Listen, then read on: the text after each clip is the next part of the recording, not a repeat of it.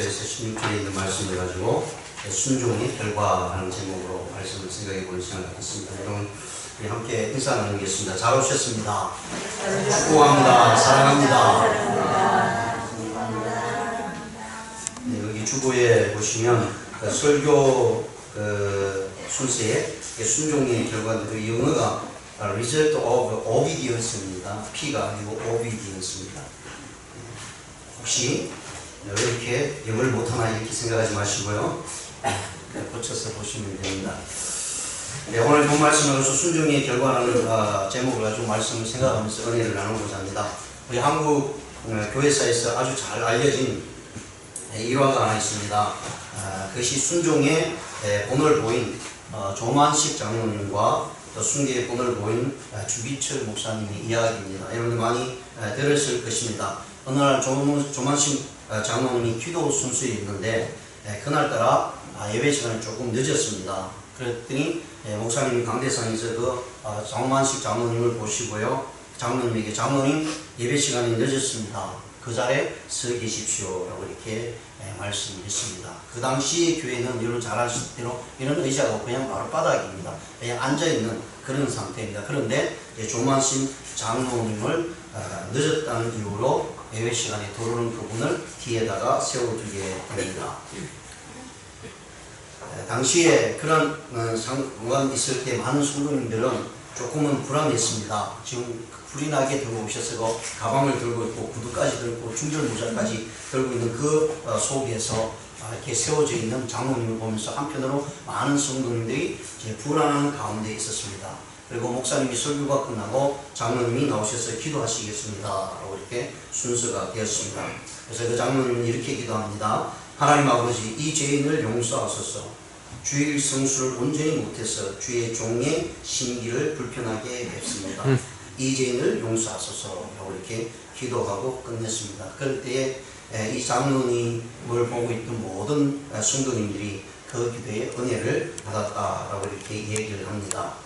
그러는 가운데 서로 존경과 서로 믿음으로 형성되니까 장로님과 이 목사님은 서로의 모습 속에서 하나님께 영광을 돌렸다라고 이렇게 얘기합니다. 그 결과로 장로님 때문에 주기철 목사님이 순교할 수 있었다라고 이렇게 역사가 된 말씀을 해주겠습니다. 원래 이 조만식 장로님은 주기철 목사님이 오산중학교 다닐 때 조만식 장로님이 교장 선생님이었습니다. 그리고 주기철 목사님은 학생이었습니다.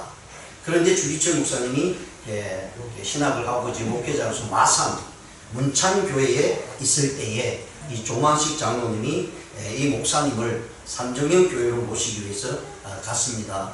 그때 주기철 목사님이 정중하게 거절했다고 합니다. 왜 그런가 하면 장로님은 제 은사님이 아니십니까? 제가 어떻게 그 교회에 가서 목회를 할 수 있겠습니까? 이렇게 이야기했습니다.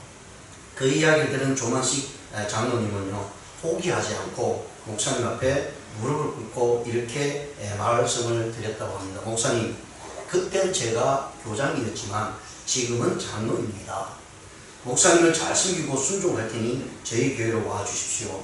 산정형 교회를 살리는 것은 한국 교회를 살리는 것입니다. 이렇게 해서 주기철 목사님이 산정형 교회에 목회를 하게 되었다는 얘기입니다. 서로가 인정하고 또 그 말씀 앞에 목회자가 얘기할 때 순종하고 나갈 때에 거기는 아름다운 하나님의 역사가 일어나게 됩니다. 그런데 오늘날 현실의 교회는 어떻습니까? 어느 시골교회에 아주 젊은 목사님이 목회를 하고 있는데요. 지금 6월달이잖아요. 6월달에 되면 시골은 이 농번기로 인해서 굉장히 바쁘게 됩니다.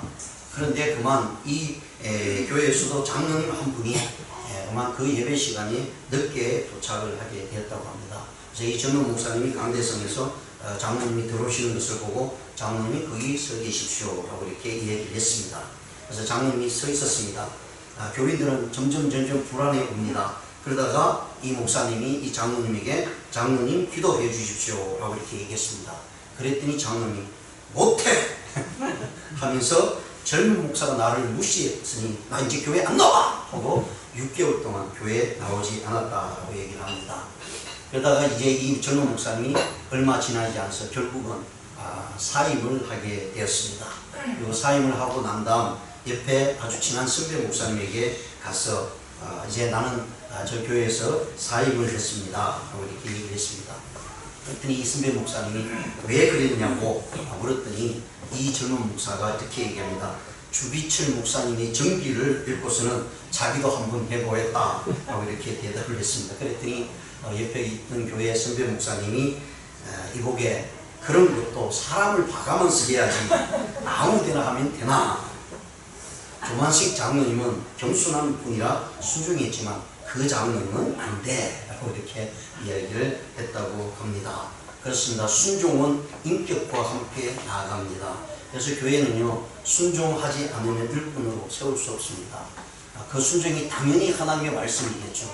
그 다음에는 목회를 이끌어가는 지도자, 목회자의 말을 순종하지 않고 고집부린데 그분을 어떻게 이렇게 일꾼으로 세울 수 있겠습니까? 같은 마음이 아닌데 어떻게 교회를 이끌어갈 수 있겠습니까?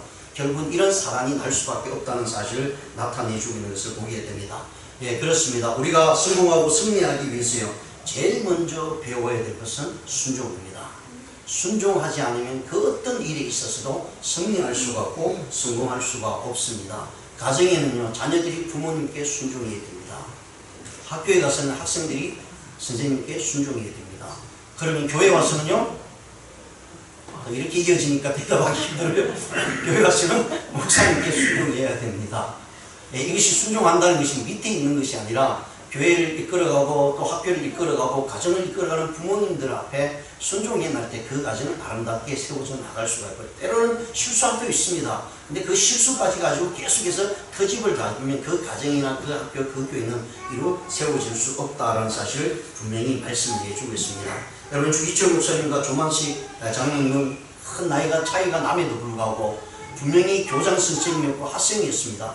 그러나 그 학생이 커서 한 교회의 목회자가 되었을 때 이 조만식 장로님은요, 하나님의 말씀을 전하는 목회자이기 때문에 거기에 순종하며 하나님의 교회를 이끌어갈 때 그 삼정형 교회에서요, 우리 대한민국의 대부흥의 역사를 이끌어갔습니다. 왜 그렇습니까? 이 두 분이 하나님 앞에서 올바로 서니까 그 모든 성도들이 함께 따라갈 때에 기도하고 말씀을 통해서 그 교회가 성령의 부흥의 역사가 일어나게 되어 우리의 한국교회를 완전히 뒤바꿔 놓는 모습이 되었다라는 사실을 우리는 우리 한국교회사를 통해서 분명히 알 수가 있습니다. 성경은 이렇게 말씀합니다. 고린도후서 1장 19절과 20절에요.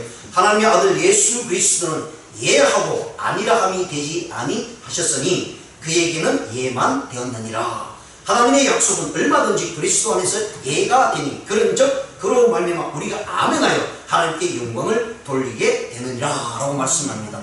하나님의 말씀 앞에서는 여러분 노하면 안 된다는 얘기입니다. 하나님의 말씀 앞에는 언제나 예스하고 나가는 얘기입니다. 그리고 그 예스란 속에 하나님의 약속의 말씀이 있기 때문이라고 분명히 말씀합니다. 우리에게 이미 하나님께서 다 보여주셨어요. 그래서 그 약속을 우리에게 주시고 그것을 따를 것인가 안 따를 것인가, 따르면 하나님의 복이 이를 것이고 따르지 않으면 너에게 아무런 복이 있지 않다라고 말씀합니다. 그래서 우리는 하나님 말씀 앞에서요, 아멘하여 하나님께 영광을 돌리라 라고 이렇게 분명히 말씀을 해주고 있는 것을 살펴보게 됩니다.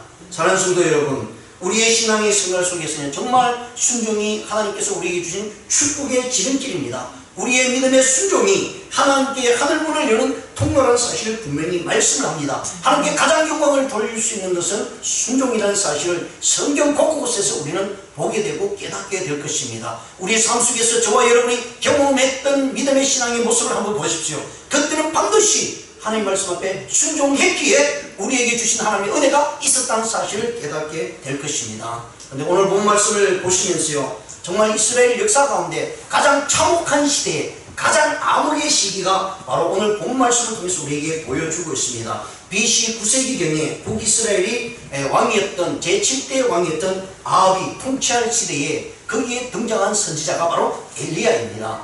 여러분, 우리가 잘 아는 대로 남쪽과 북쪽이 나눠지게 됩니다. 솔로몬을 통해서요, 솔로몬이 하나님 앞에 우상을 섬김으로 말미암아 하나님께서 솔로몬에게 내 후대에 가서 내 아들에게 가서 이 나라를 두 쪽으로 나누겠다. 그래서 북쪽 이스라엘 10지파가, 남쪽 유다에는 2지파가 형성이 되고요, 결국은 북쪽 이스라엘에는 하나님께서 여로보암이라고 하는 사람을 왕을 세우고 모든 것을 주었습니다. 그런데 이 여로보암이 하나님의 은혜 가운데 하나님의 예언 가운데 왕이 되었음에도 불구하고 왕이 되자마자 우상을 섬기기 시작합니다. 그 이후로 수많은 왕들이 세워지면서요, 악한 왕들이 세워지고 하나님 앞에서 제대로 예배드리는 왕이 전혀 없게 됩니다. 그리고 7대 왕이었던 아합까지 오게 됩니다. 아합은 이스라엘 역사 가운데 가장 악한 왕으로 나타나고 있다는 사실을 성경에서 우리에게 보여줍니다. 그런데 왜 그렇게 악할 수밖에 없었습니까? 열왕기상 16장 25절에 보시면 오므리가 여호와 보시기에 악을 행하되 그 전에 모든 사람보다 더욱 악을 행하였다. 이 오므리는 누구냐면요, 아합의 아버지입니다. 이 아들 아합이 본 게 아버지가 행한 그 왕권을 가지고 행한 모습을 보면 하나님 앞에 엄청나게 죄악을 저질렀고요, 그 앞에 있던 다섯 왕보다 더 악한 모습으로 나타나게 됩니다. 그리고 6년 후에 아합이 왕이 됩니다. 근데 이 아합이 누구냐면 우리가 잘 아는 대로요, 너무나 잘 아는 대로 그 유명한 악여였던 이세벨이 바로 아합의 아내가 됩니다. 이 이세벨은요, 시돈의 왕이자 바알의 제사장인 바알의 딸 이세벨로 나오게 됩니다. 결국은 이 이세벨은 이방 여인이었고요, 우상을 섬기는 여인이었습니다. 바알신을 데려옵니다. 그리고 아스라 목상을 데려옵니다. 그리고 그것을 들어와서 북쪽 이스라엘을 완전히 우상화시키고 말았습니다. 그리할 때 하나님께서요, 이 모습을 보고 진노하게 됩니다. 그리고 엘리야를 불러서 내가 이 민족을, 이 북쪽 땅을 완전히 초토화시키겠다. 그가 3년 6개월 동안 비를 주지 않겠다라고 이렇게 말씀을 해주고 있는 모습을 봅니다. 그렇게 악한 모습 가운데 하나님 앞에 순종하지 않고 하나님의 노를 격발했다라고 말씀합니다. 열왕기상 16장 33절에 보시면요, 아세라 목상을 만들었으니 저는 그 전에 모든 이스라엘 왕보다 심히 이스라엘 하나님 여호와의 노를 격발하였다. 그럼 격발하였다는 것은 우리 남자분들, 군대 가신 분들 압니다. 총을 들고 딱 당기는 순간 이 뒤에 있는 노릇이 탁 때릴 때 그걸 격발했다라고 얘기합니다. 그러니까 하나님의 진노가요, 북쪽 이스라엘에 그냥 그대로 내리쳤다는 얘기입니다. 그것이 바로 엘리야를 통해서요, 북쪽 하늘을, 북쪽 땅을 비를 내리지 않겠다라고 하는 것입니다. 그런 가운데 하나님께서는 엘리야를 사용하시고 엘리야로 하여금 하나님의 말씀 앞에 순종하고 또 엘리야를 통해서요, 사람과 가브를 통해서 하나님의 역사를 보여줍니다. 그래서 그 순종의 결과 엘리야도 하나님 앞에 말씀에 순종하고 그 말씀을 듣고 또 사람과 가브에게 이야기할 때 사람과 가브 역시 엘리야의 말씀을 순종함으로 인해서요, 엄청난 축복의 역사가 이어졌다라는 사실을 분명히 말씀을 해주고 있습니다. 결론적으로 말씀을 드리면 하나님 앞에 순종하는 자에게는 반드시 하나님의 축복의 역사가 이어진다는 것입니다. 그리고 축복의 역사가 이어질 때 끊임없이 주어진다는 사실을 분명히 말씀을 해주고 있는 내용입니다. 자, 그렇다면 우리의 이 본 말씀을 통해서 축복의 결과를 통해서 우리에게 나타내주는 엘리야나 사람과 가브를 통해서 보여주고 있는 것이 무엇인지를 살펴보겠습니다. 첫 번째, 엘리야에게 임하신 하나님의 말씀입니다. 오늘 본 말씀 8절과 9절에 보시면 여호와의 말씀이 엘리야에게 임하여 이르시되 너는 일어나 시돈에 속한 사르밧으로 가서 거기 머물라. 내가 그곳 가브에게 명령하여 내게 음식을 주게 하였느니라 라고 말씀합니다. 온 나라에 우상이 지배하고 있을 때 하나님께서는 북쪽 이스라엘을 이제 비를 내리지 않겠다라고 말씀을 해주고 있고요. 그리고 엘리야를 이제 이끌어가게 되는 모습입니다. 오늘 본 말씀 이전에 열왕기상 17장 1절에 보시면 엘리야가요, 사르밧 가브에 만나러 가기 전에 일이 있습니다. 그것이 1절에서 7절의 말씀인데 1절에 보시면 길르앗에 응하는 자 중에 기셉 사람 엘리야가 아합에게 말하되 내가 섬기는 이스라엘 하나님 여호와께서 살아계심을 두고 맹세하오니 내 말이 없으면 수년 동안 비도 있을 도 있지 아니하리라 하니라. 그러니까 엘리야가 하나님의 말씀을 듣고 아합에 가서 선포를 합니다. 하나님께서 이 이스라엘 땅을 비를 내리지 않아서 가뭄으로 초토화시키겠다. 그것이 하나님께서 나에게 주신 말씀이다. 살아계신 하나님께서 말씀하신 것이다. 그러니까 이제 내 말을 듣지 않으면 수년 동안 이스라엘도 한 방울도 내리지 않겠다라고 말씀을 해주고 있습니다. 그 예언대로 이스라엘 온 지역에 심한 기근이 임하게 됩니다.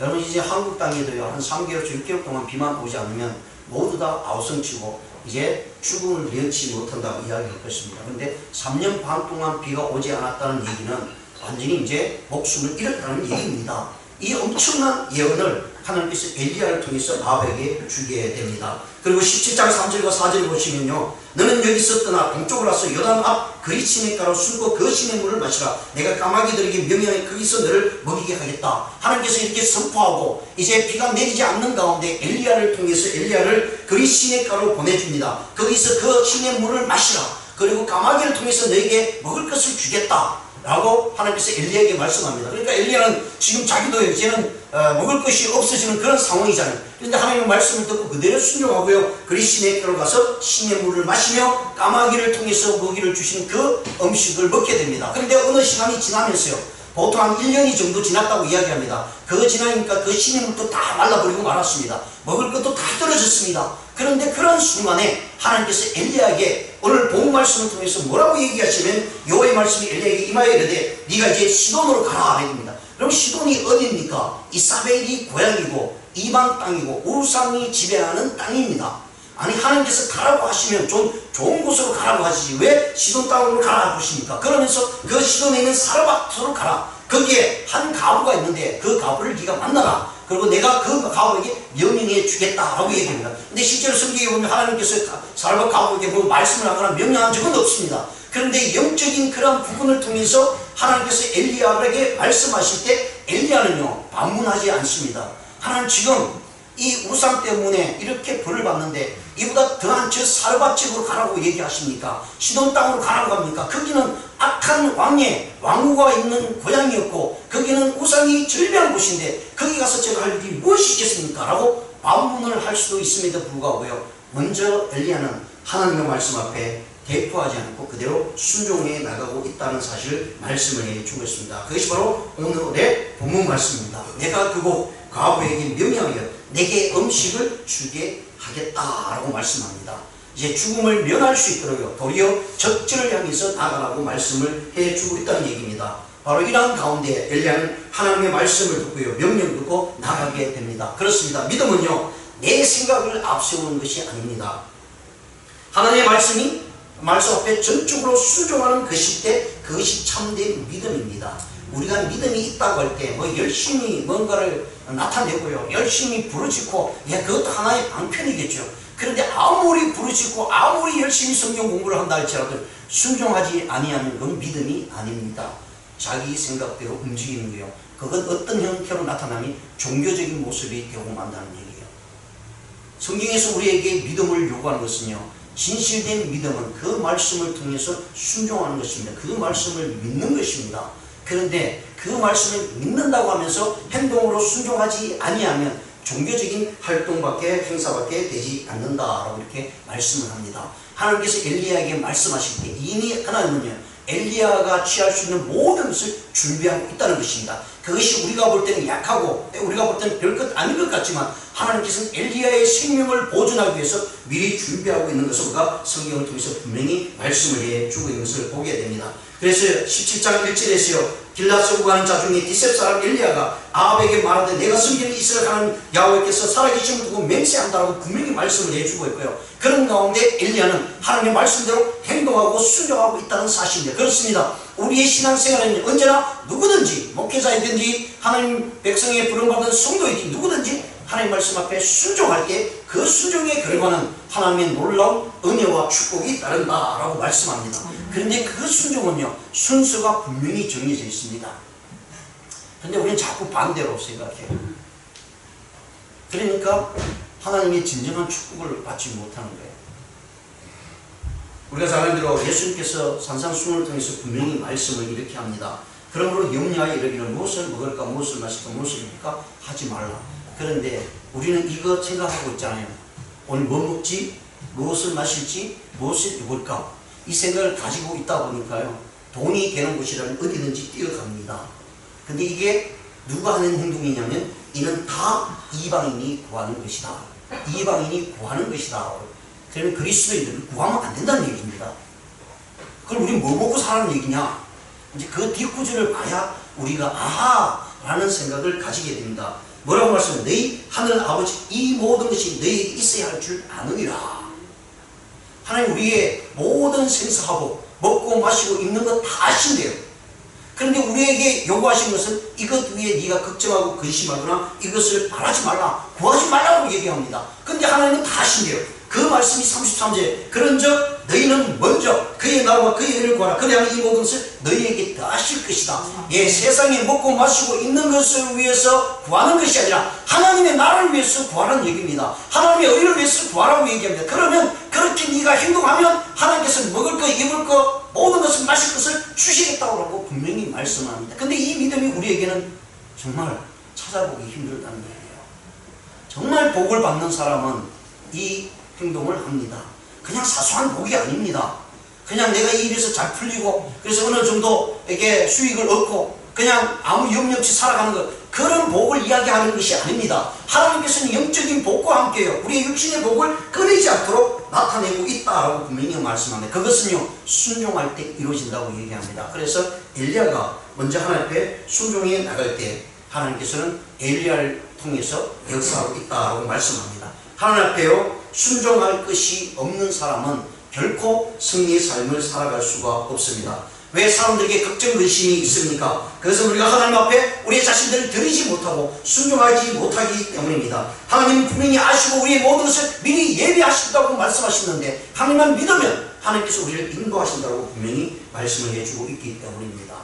미국의 베스트셀러 작가였던 오스 힐먼이라는 분이 계십니다. 그분이 쓴 책 중에 내 목소리를 들으라 라고 하는 책이 있습니다. 이 책 내용 중에 이분이 이런 내용이 있습니다. 때로 내가 자녀들에게 우스꽝스러운 지침을 주는 듯 보일 수도 있습니다. 그러니까 우리 부모님들이 자녀들에게 어떤 데는 황당한 것 또는 되지 않는 애들 이해하지 못하는 일도 줄 수도 있다는 얘기입니다. 이는 그들이 순종이 지성과 자기 과신보다 더 강한지 확인하고 싶기 때문입니다. 예, 그 아이가, 그 자녀가 우리가 순종하고 있는지 그것을 테스트할 때 그가 가지고 있는 지성, 그가 가지고 있는 잘하고 있는 그런 과신, 모든 것을 나타낼 수 있는 그런 지혜 지식보다도 순종이 얼마나 중요한가를 가르치기 위해서 이 오스만 힐만은 자신 자녀들에게 우스꽝스러운 이야기지만 이야기하고 또 그들에게 부탁을 한다고 합니다. 성경에 보시면 그런 내용이 나옵니다. 숙련된 군사 지도자였던 여호수아 장군이었습니다. 그는 나팔을 불면서 여리고성을 13바퀴나 돌았습니다. 너무나 황당한 일이죠. 지금 전쟁입니다. 전쟁은 칼과 창을 들고 나가서 싸워야 되는데 칼과 창을 들어가서 싸울 생각은 전혀 없고 그냥 그 성을 돌아라는 얘기입니다. 첫날부터 6일째까지 한 바퀴 돌고 마지막 7째 날은 7바퀴를 돌아내요. 13바퀴를 돌아는 거죠. 우리의 이 생활을요, 우리의 생각으로는 도저히 말이 되지 않는 이야기입니다. 그런데 여호수아는요, 하나님의 말씀을 듣고 그대로 순종할 때에 여리고성이 무너지는 역사를 그 눈앞에서 목도하게 되었습니다.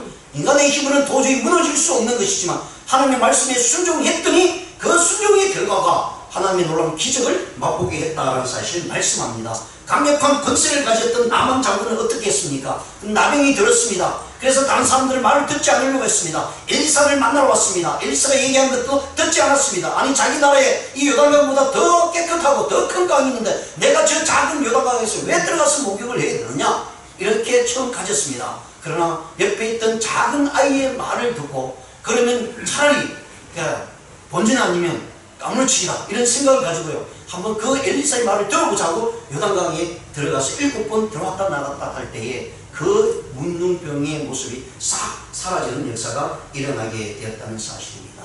예, 문제는요, 결과적으로 순종하느냐 순종하지 않느냐가 달려 있다는 것입니다. 하나님의 은혜를 체험하기를 원하십니까? 하나님의 기적을 체험하기를 원하십니까? 말씀을 믿고 순종해 보십시오. 그 말씀을 내 생활 속에 한번 적용해 보십시오. 그리고 그것을 믿고 따라가 보십시오. 때로는 황당한 길이 될 수 있고요, 황당한 말씀이 될 수 있습니다. 우리의 생각으로는 이 일이 이렇게 되면 안 된다는 생각을 가질 수도 있습니다. 그러나 하나님을 믿고 순종해 보십시오. 그 결과는요, 저와 여러분이 상상의 이상의 놀라운 역사를 경험하게 될 것입니다.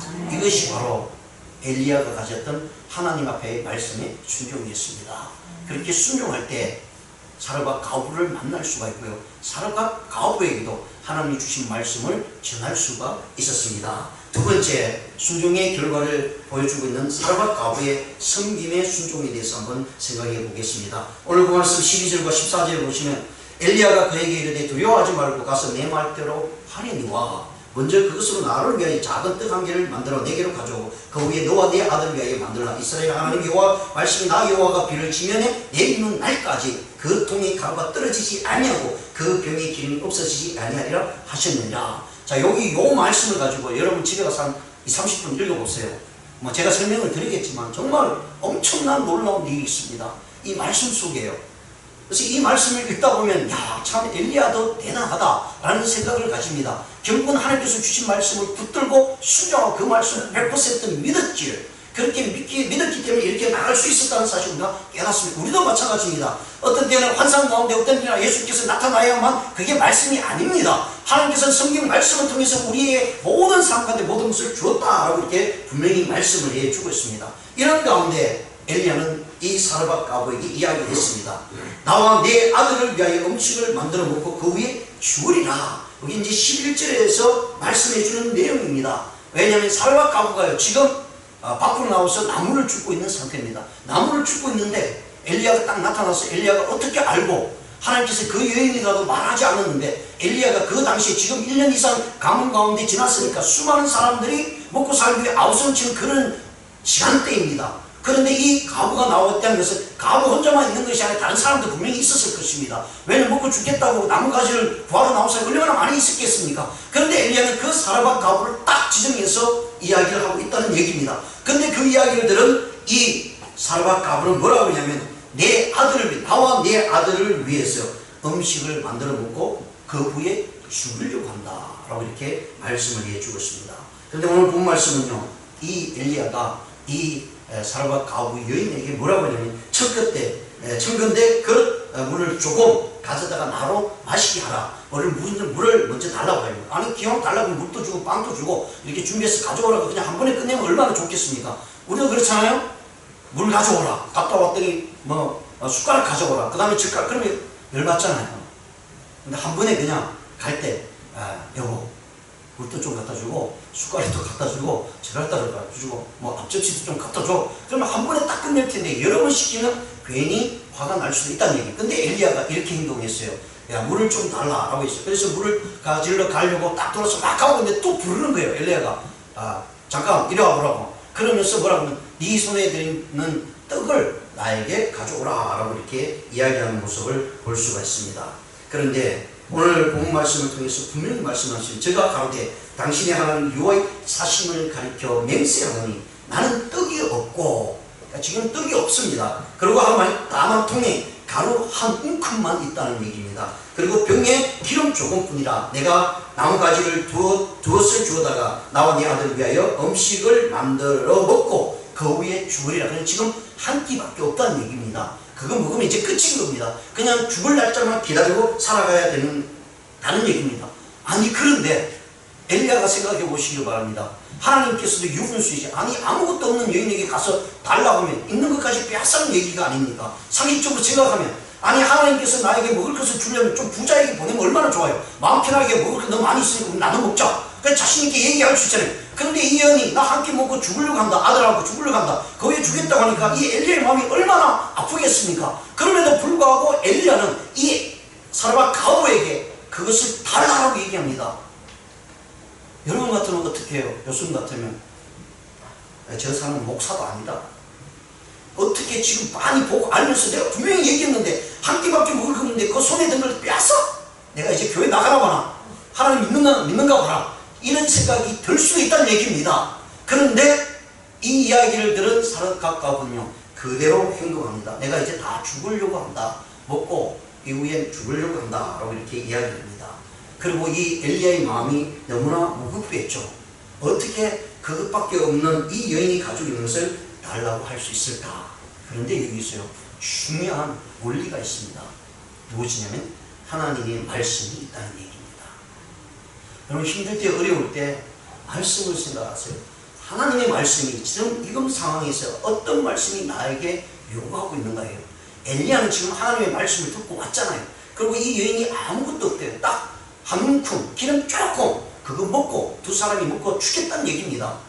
그런데 엘리야는 그것을 알면서도요 그건 나에게 달라고 얘기한 거예요. 그건 뭐냐면 하나님이 약속된 말씀이 있기 때문입니다. 우리가 자신 있고 담대히 살아갈 수 있는 이유는 하나님의 말씀이 우리에게 주었다는 얘기예요. 즉 저와 여러분은 이제 예수 그리스도 안에서 하나님의 백성이 되었다는 사실을 분명히 말씀을 해주고 있기 때문입니다. 그래서 13절에서요, 엘리야가 저에게 이르되 두려워 말고 가서 내 말대로 하려니와 네 말대로 해라요. 그러니까 웃기잖아요. 지금 엘리야가 먹고 죽겠다고 얘기해요. 그럼 네 말대로 해라는 얘기요. 그러니 뭐라고 하냐면 엘리야가 저에게 두려워 말고 네 말대로 해라는 얘기요. 그러면 그것을 가지고 먹고 죽을 수 있으니까 죽으라는 얘기는 양의 얘기입니다. 그러면 사는 말이, 그런데 말이야, 먼저 그것으로 나를 위하여 작은 떡 하나를 만들어내기를 가져오라 라고 얘기합니다. 그 얘기 본 말씀 너무 재밌잖아요.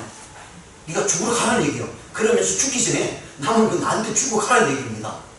그러면서 하는 말이, 그 다음에 말씀이 어떤 말씀이 이어지냐면 여기에 하나님의 놀라운 뜻이 있습니다. 그 후에 너와 내 아들을 위하여 만들라.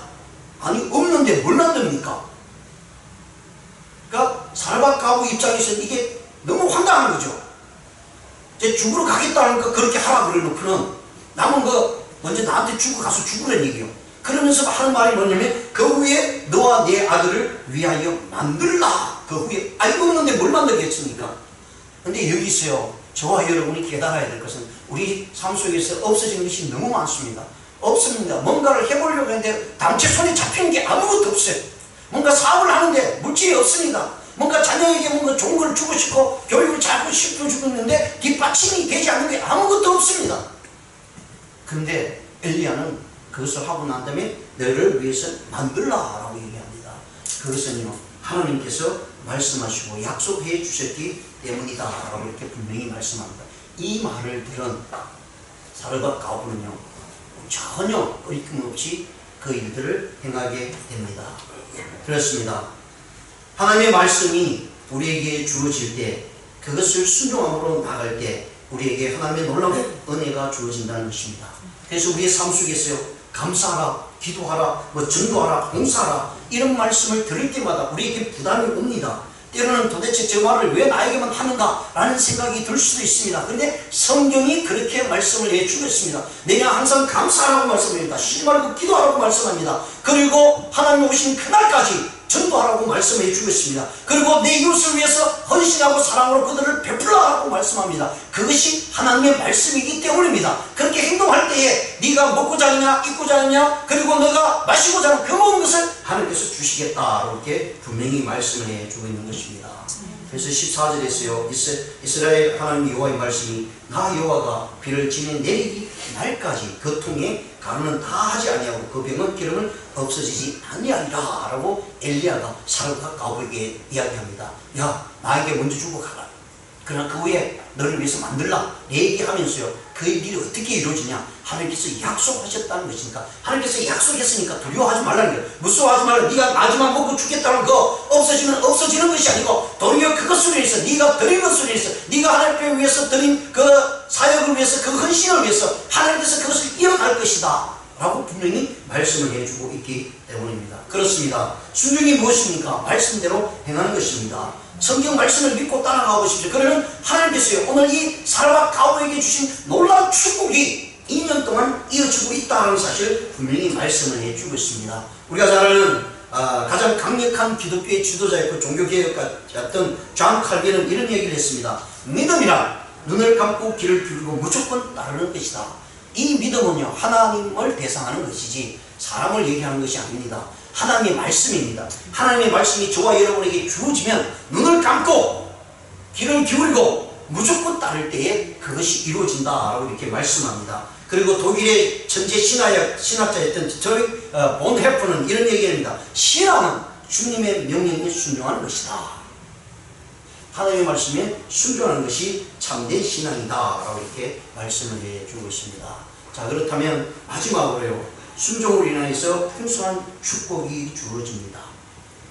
믿음과 순종으로 인해서요, 하나님의 엄청난 축복이 이루어진다고 분명히 말씀을 해주고 있습니다. 오늘 15절 16절에 보시면 그가 가서 엘리야의 말대로 하였더니 라고 말씀합니다. 엘리야가 말하는 것에 대해서요, 부정적이지 않았습니다. 도저히 있을 수 없는 일이라. 아니, 먹고 나면 아무것도 없는데, 지금 가뭄이 들어서 양식도 구하지 못한데 먹고 나면 그게 우리를 위해서 어떻게 이루어질 수 있는가? 무슨 이게 무슨 일인가? 이 기적의 역사를 맛보지 못했기 때문에 우리는 알 수 없어요. 엘리야가 하나님 말씀을 듣고, 그런데 엘리야 얘기고 사르밧 가부 입장에서는 자기가 묻고 나면 없어요. 죽고 나면 없어요. 근데 거기서 어떻게 생기겠습니까? 주위에 지금 가뭄이 들어서 다 먹을 것이 없어 먹이고 있는데, 그런데 엘리야가 말하니까 하나님의 종, 하나님께서 세우신 엘리야의 말을 듣고 이 사르밧 가부는요, 당신이 말한 대로 내가 하겠다. 그가 가서 엘리야의 말대로 하였더니 그와 엘리야와 그의 식구가 여러 날 먹었다. 여기서 여러 날 먹었다는 것은요, 가뭄이 끝나고 새로 양식이 나올 때까지입니다. 근데 제가 계산을 한번 해봤어요. 어떻게 계산해봤냐면, 한 끼를, 마지막 한 끼를 엘리야에게 줬잖아요.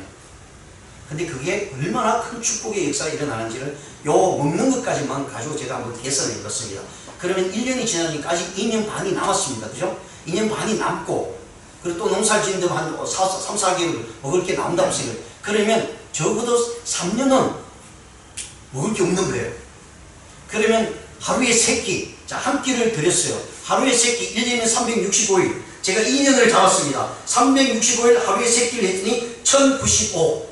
플러스 2년을 했더니 1095, 2190배가 나옵니다.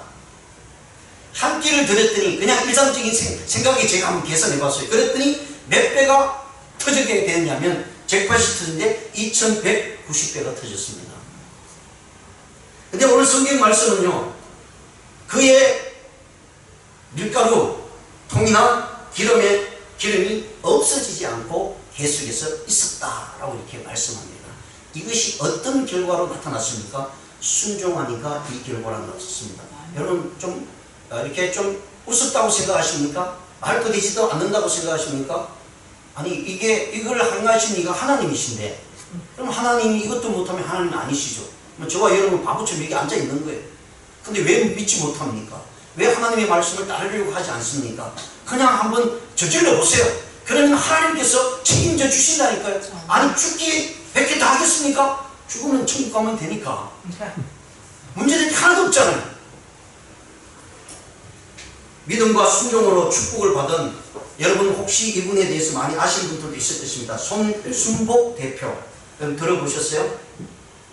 이분이 CBS, CTS, 그리고 극동방송, 또 C채널, 기독교 방송에는요, 2014년, 15년, 또 뭐 2020년, 2020년까지 인터뷰한 대담을 한 내용이 나옵니다. 여러분 집에 가셔서 꼭, 제가 이렇게 말씀을 드리지만은 제가 얘기하는 단축해서 말씀을 드리는데, 여러분이 그분의 감정을 한번 들어보십시오. 살려면 이렇게 살아야 되겠다. 제가 너무 감동을 받았어요. 그래서 이 예화를 들려고 찾다가 이분 나오길래 도대체 이분이 어떤 분인가 하고 뒤져봤어요. 그리고 유튜브에 이름을 치니까 딱 뜨는 거예요. CBS에서, 그 다음에 극동방송에서, C채널에서요. 그래서 그것을 여기도 듣고 여기도 듣다 보니 그게 한 3시간 들은 것 같아요. 이렇게 시간을 투자를 했어요. 그런데 이 내용을 제가 잠깐 말씀을 드리면, 이분이 하시는 지금 사업은요, 외식 사업입니다. 지금 현재의 회사 이름은 축구와 프랜차이즈로 행하고 있고요. 그 전에 푸드 앤 웨이브라고 하는 푸드 회사를 행했다고 합니다. 자, 그런데 이분이 이제 시집을 가게 되는데 자기 집안도 부자였대요. 그리고 남편 집안도 엄청 부자였대요. 그런데 두 집안 다 무속신앙인 거예요. 한번 굿을 하면 3일 동안 한다고 합니다. 그러면 동네 사람들이 그 굿을 통해서 다 먹고 자고 할 정도로 그렇게 굉장히 했다고 합니다. 그런데 이분이 자기들 형제 중에 막내로 태어났대요. 여자분이신데, 그래서 시집을 갔는데 종갓집 만명리로 가게 되었다고 합니다. 그런데 먼저 아이를 낳는데 딸을 낳았어요. 근데 집안에서는 계속해서 어떻게 하냐면 아들을 낳으라는 얘기입니다. 지금 이제 제가 마지막 그 대담한 그 나온 게 2020년이니까 지금 4년이 지났고 지금 한 64세 정도 된 것 같아요. 그런데 아들을 낳으라고 하니까 이제 아들이 들어서지 않는 거예요. 아이가 들어서지 않는 거예요. 그래서 구성구시하고 다 했대요. 뭐 부적도 몸에 다 붙이고요. 뭐 별의별 다 했대요. 왜냐하면 무속신앙을 가지고 있었으니까. 그리고 돈이 많으니까 뭐 안 해볼 것 없이 다 했대요. 근데 옆집에 교회 다니는 여자분 한 분이 계시는데, 이분이 맨날 올 때마다 이분을 붙들고 교회 가야 돼. 교회가 계속 전도하는 거예요. 그래, 지금 무슨 소리 하냐고. 우리는 지금 이런 무당을 믿고 이런 점을 치고 다니는 사람이 어떻게 교회 가냐고. 교회 갈 수 없다고. 계속 얘기하는 거예요. 그런데 이분의 걱정이 뭐냐면 아들 낳는 것이 소원이었어요. 그래서 이 옆에 있던 이 집사님 한 분이, 이제 집사님이겠죠? 분이 이분한테, 손순복 이분한테 교회 나가면 하나님께서 아들 주실 것이다 라고 딱 이야기하니까 기가 솔깃하더래요. 그래서 애써는 지치고 가지 않았던 교회를 챙겨쳐 이분의 손에 이끌려가서 교회 갔대요. 교회 가서 이제 목사님에게 얘기를 했대요. 이분이 아들이 필요한데 아들을 낳아야 되는데 오늘 교회 나왔다고. 또 이 간 곳이 개척교회였어요. 지하 2층이래요.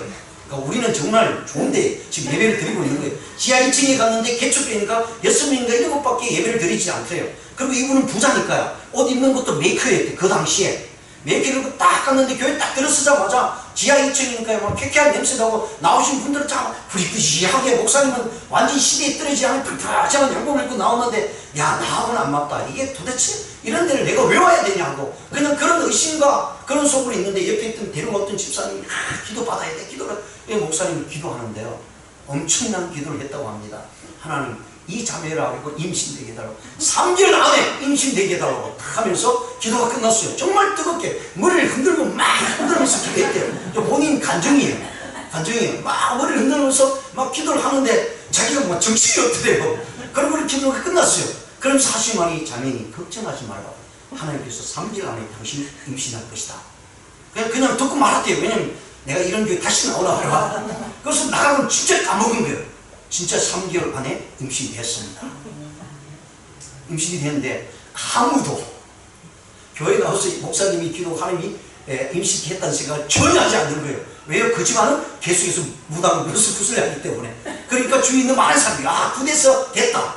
그러니까 이분은 그때 교회 한 번 가고 또 교회를 안 가요. 임신하고 10개월 동안 그냥 편안하게 룰루랄라 하면서 다니면서 이제 아이를 뵀으니까요.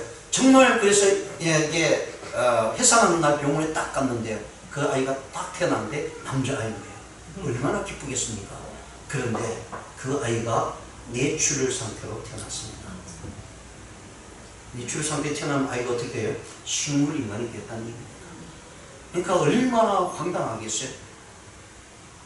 그래서 그것을 가지고 병원에 돈이랑 다 줄 테니까 의사에게 고쳐달라고 하는데 의사는 못 고칩니다. 이제 장례를 준비하십시오. 이 아이가 이제 죽습니다.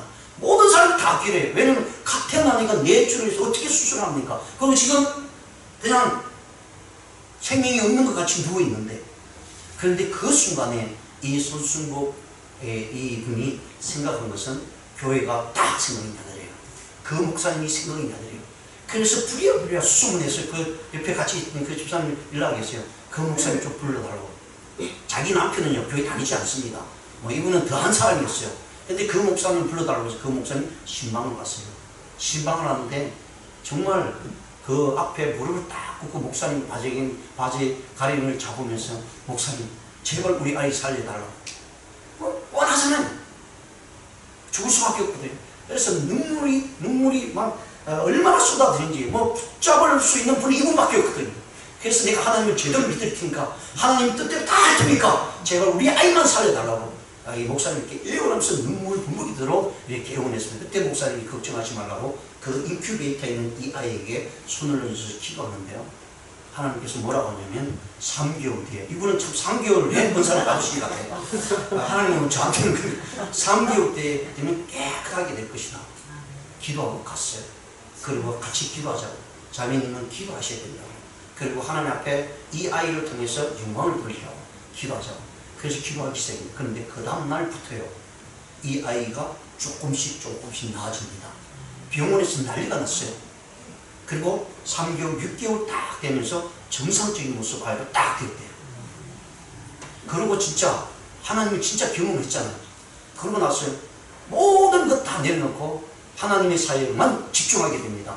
남편은 회사 다닌대요. 한 달 월급이 그때 당시에 1986년도, 87년도니까 한 100만 원 정도 받는, 그때만 해도 많죠. 왜냐면 그때 집 한 채 값이 제가 생각하기로는 제가 신학교 처음 들어 86년도에 신림동 연립주택이 1200만 했어요.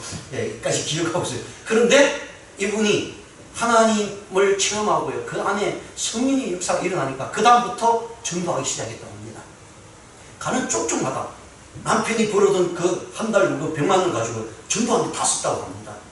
부침개 만들고 음료수 사고 다니고 온 동네 다니면서 그냥 얼마나 많이 다녔던지 모를 사람이 없을 정도로요.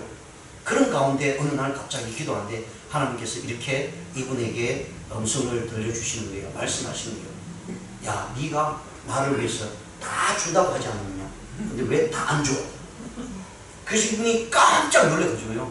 진짜 집에 와가지고 자기 결혼 반지, 폐물들 얼마나 많은데 다 양쪽 양가가 굉장히 부자였는데 그래서 다 걸고 모았대요.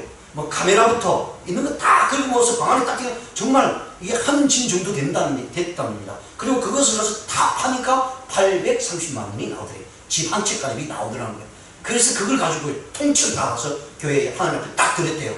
그리고 딱 며칠이 지났는데 하나님께서 이분에게 또 야, 네가 왜 빼먹은 게 있느냐 딱 이러더라는 거예요. 아니 하면 다 드렸는데 뭘 빼먹었습니까? 하고 집에 와서 집구석 다 뒤졌대요. 근데 딱 한 게 나온 게 뭐냐면 자기가 시집 올 때 집에서 아버지 부모님이 땅 문서를 준 땅 문서가 하나 있어요. 그 땅 문서까지 하나님께 딱 바쳤대요. 그런데요, 하나님께서 그렇게 바치고 나니까 얼마나 축복을 주는지 놀라운 역사가 있는데 교회가 부흥이 되게 얼마나 정도를 많이 있겠습니까? 정말 하나님의 나라를 위해서만 사역을 했다는 것입니다. 그리고 그 일들을 통해서요, 하나님께서 복을 주시는데 사업을 시작하게 됐는데 남편이 회사에 다니니까 그 사업을 사지 못하니까 남편 보고 회사 그만두라고. 근데 남편은 훌쩍 뛰죠. 이 좋은 회사에 왜 그만두냐고. 그런데 이분은 알고 있었어요. 하나님께서 나에게 사업을 하시라고 분명히 마음을 주셨으니까 분명히 무슨 일이 터질 것이다. 근데 아니다 할까 3개월 만에 이 남편이 상사하고 주먹다지만 이빨이 다 나가가지고 그냥 그 자리에서 사표 쓰고 나왔대요. 그러고 나서 사업을 시작하는 것이 싱크 사업을 했는데 그 당시에 부동산 아파트 붐이 일어나면서요, 엄청난 역사가 일어나는데 그때 IMF가 터지면서요, 이분이 가지고 있었던 싱크, 그러니까 이 스테인리스 쪽이죠. 그것을 충분히 많이 사놨는데요. 그것이 뭐 가령 이렇게 얘기다. 4,000원짜리가 하루아까 지나면 12,000원이고 몇 배로 오르는 거예요. 그러면서요, 이 조그만 사업체 500만 원을 들여서 남편이 일을 그만두니까 500만 원을 이제 저걸 타가지고 그걸 써 사업을 시작했는데 5평짜리에다가 이 싱크대 사업을 시작했다고 합니다. 그런데요, 그때 11조가 5만 원 들였대요. 근데 하나님께서 축복을 주시는데요, 5만 원 들이다 1년 만에 50만 원을 11조를 드려요. 그러면 한 달에 500만 원 더 드린다죠. 1년이 지나고 난 다음에 그 다음부터 500만 원이 11조가 들여졌대요. 그러면 한 달에 5천만 원 드렸다는 거죠. 엄청난 하나님께서 축복을 주시는데 그것을 위해서 하나님께 영광을 돌리고 그것을 위해서 교회 건축을 하는데요, 3,000명이 들어가는 교회를 건축하는데 이분이 그 모든 벌금 드는 것을 딱 모았더니 3억이 되더라는 것입니다. 3억을 건축금으로 딱 들였어요. 근데도 3,000명 들어갈 건물을 짓는데 3억까지 되지 않잖아요. 성도들이 뭐 많이 헌금을 낸다죠. 그런데 하나님께서요, 어떻게 역사하는지 아세요? 이분이 암이 딱 걸린 거예요. 유방암이 걸렸는데 자기가 이렇게 전도하면서 집안이 뭐 그렇게 살 때문에 이 전도하면서 암 보험을 많이 들어놨대요. 하나님께서 그걸 알고 이분 암이 딱 걸리겠는데 암으로 인해서 병원하는데 암 치료비, 수술비 각 보험회사에서 어마어마하게 돈이 다 한대요. 그 돈을 다 몽땅 건축으로 되는데 그 얘기는 안 하시더라고. 근데 그 돈 굉장히 많았대요. 그리고 암도 깨끗하게 나왔고요. 이런 역사를 통해서 이분이 뭐라고 얘기하시냐면 모든 부는 하나님께서 반드시 주신다. 하나님 말씀에 순종하고 하나님의 뜻대로 행했을 때 하나님의 놀라운 역사가 일어났다는 사실을 분명히 말씀합니다. 그리고 그는 그 이후부터요, 많은 이들에게 우리에게 주는 부는 나에게 잘 먹고 잘 살려고 하는 것이 아니라 이 부는 하나님의 나라를 위해서 이웃을 위해서 써야 된다라고 하는 그런 경제관념을 가지고요, 세미나를 다니고요, 그리고 그 일들이 점점점 펼쳐서 선교 사역도 감당합니다. 중국 쪽으로 엄청난 프랜차이즈 식당을 만들고 그 일들을 통해서 거기 있는 수많은 영혼들 하나님께로 돌아오는 그런 사역들을 지금도 하고 있다고 합니다. 그래서 지금은 또 병원 사역도 한다고 합니다. 이처럼 하나님께서 사용하시는 사람은 하나님의 마음에 순종하고 나갈 때 그의 모든 삶을 책임져 주셨다라고 이렇게 말씀을 해주고 있는 것을 우리가 살펴보게 됩니다.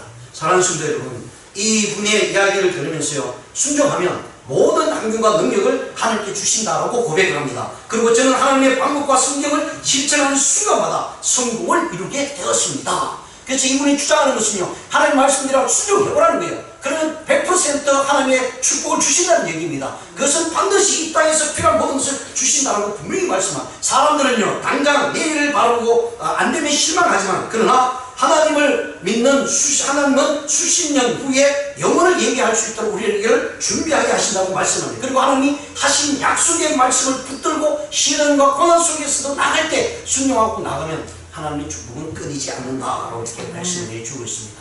오늘 사렙과 가문과 그 축복을 받았습니다. 정말 가뭄이 끝나는 그날까지 하나님께서는 그 가정에요 먹을 수 있는 충분한 양에 이어지게 하여 주시고, 또 주위에 있는 많은 사람도 함께 나누는 역사가 있었다라는 사실을 우리가 생각하면서요, 순종할 때 하나님의 기적은 역사가 일어납니다. 말씀을 믿고 순종할 때 하나님의 이적의 역사가 우리 삶 가운데 반드시 일어난다는 사실을 분명히 말씀을 해주고 있습니다. 신명기 15장 4절과 5절을 보시면, 네가 만일 내 하나님 여호와의 말씀만 듣고 내가 오늘 내게 내리는 그 명령을 다 지켜 행하면 내 하나님 여호와께서 내게 기업으로 주신 땅에서 네가 반드시 복을 받으리. 너희 중에 가난한 자가 없으리라 하고 말씀합니다. 가난한 자가 없대요. 이 실질적인 육신의 모습입니다. 그럼 저와 여러분이 가난하게 산다, 뭔가 문제가 있다는 얘기입니다. 왜? 하나님 말씀은 분명히 가난한 자가 없다고 얘기하니까 문제가 풀리지 않습니다. 그럼 문제가 있다는 얘기죠. 그것이 하나님의 말씀이다 라고 분명히 말씀합니다. 그래서 예레미야 7장 23절에서는요, 오직 내가 이것을 그들에게 명령하여 이르기를 너희는 내 목소리를 들으라. 그리하면 나는 너희 하나님이 되겠고 너희 내 백성이 되리라. 너희는 내 명령한 모든 길로 걸어가라. 그러면 복을 받으리라 라고 말씀합니다. 이건 기복신앙이 아닙니다. 말씀 앞에서 우리 자신들을 순종함으로 드릴 때 하나님께서는 그것에 대해서요 충분한 은혜와 몇백 배의 복된 모습으로 우리에게 갚아주시겠다, 복을 받게 해주시겠다고 분명히 말씀을 해주고 있습니다. 사르밧 가부의 이야기가 옛날 고대 사회에서만 일어나는 것이 아니라 오늘 현실 속에서도 반드시 일어나고 그런 경험을 하는 수많은 믿음의 사람들이 있다는 사실을 기억하시면서 그 사람이 내가 되기를 원합니다. 그 사람이 나에게 주신 하나님의 은혜가 되기를 원하는 저와 여러분 되시기를 주님의 이름으로 축원드립니다. 기도드리시겠습니다.